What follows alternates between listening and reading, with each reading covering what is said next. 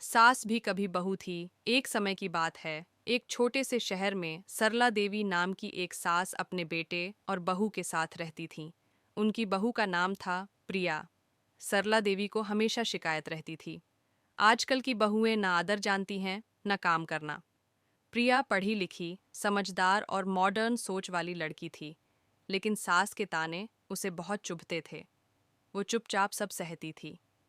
एक दिन का रोल बदल गया। एक दिन सरला देवी की पुरानी सहेली मिलने आई।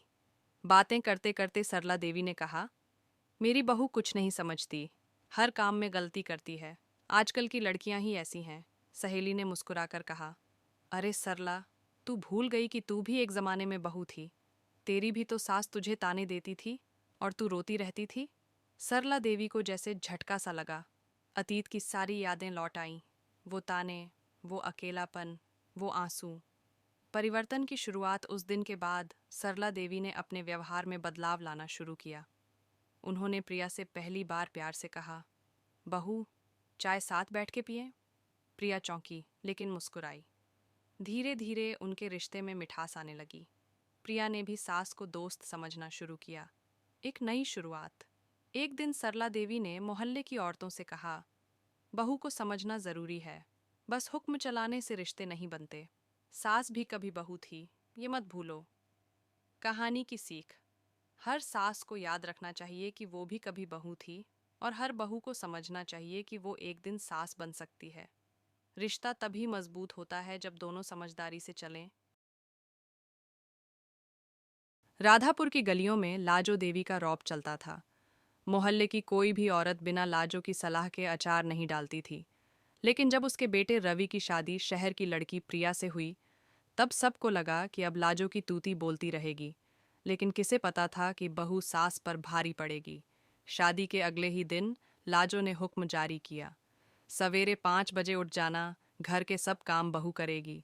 दूध लाना, झाड़ू पोंछा, पूजा, सब। प्रिया मुस्कुराई और बोली, ठीक है माँ जी, लेकिन आप मुझे 1 हफ्ते का समय दीजिए, मैं सब सीख जाऊंगी। पर पहले ही हफ्ते में प्रिया ने मोबाइल पर घर चलाने के स्मार्ट तरीके नाम की वीडियो देखी और सारा सिस्टम बदल डाला। अब गैस के बदले इंडक्शन, हाथ से झाड़ू की जगह रोबोटिक क्लीनर, और पूजा के लिए मोबाइल ऐप जो घंटी भी बजाए और आरती भी गाए। लाजो का सिर घूम गया। एक दिन लाजो ने तंज कसा, बहू, तू मशीनों से घर चला रही है, अगर बिजली चली गई तो क्या करेगी? प्रिया ने हंसते हुए जवाब दिया, अगर माँ जी, आपकी बातें सुनने से ही सब चलता तो अब तक चूल्हे पे रोटियां सेंक रही होती। धीरे धीरे मोहल्ले की औरतें प्रिया से टिप्स लेने आने लगीं। कौन सा मसाला मंगवाएं ऑनलाइन, बिल पेमेंट कैसे करें मोबाइल से, पोते को इंग्लिश कौन सिखाए? सबका जवाब एक ही, प्रिया बहू। अब लाजो देवी को मानना ही पड़ा। ये बहू तो मेरे से भी 4 कदम आगे निकली। चलो अच्छा है, अब तो मेरी भी जिंदगी आसान हो गई। अंत में लाजो ने गर्व से सबको कहा, अब सास नहीं, मैं भी प्रिया से सीख रही हूँ। बहू सास पर भारी नहीं, समझदारी में आगे है। बहू सास पर भारी। एक गांव में एक कड़क मिजाज वाली सास कमला देवी रहती थीं। उनका मानना था कि घर की इज्जत सास के हाथ में होती है और बहू को तो बस काम करना चाहिए, बिना सवाल जवाब के। उनके बेटे की शादी हुई एक तेज तर्रार, पढ़ी लिखी और बोल्ड लड़की सोनाली से। कमला देवी को लगा कि वह इस बहू को भी अपनी उंगलियों पर नचाएंगी, जैसे बाकियों को नचाया।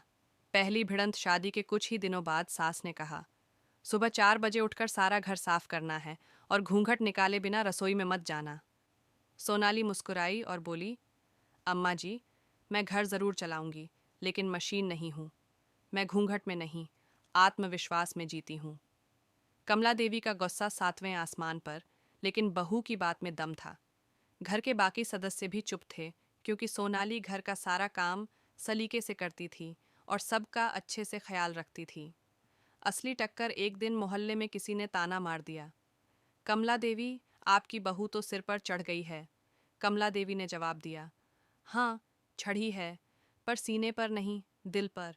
वो काम भी करती है और इज्जत भी देती है, अपने तरीके से। रिश्तों की नई परिभाषा। धीरे धीरे कमला देवी को एहसास हुआ कि ज़माना बदल गया है। बहू दबने के लिए नहीं, साथ निभाने के लिए होती है।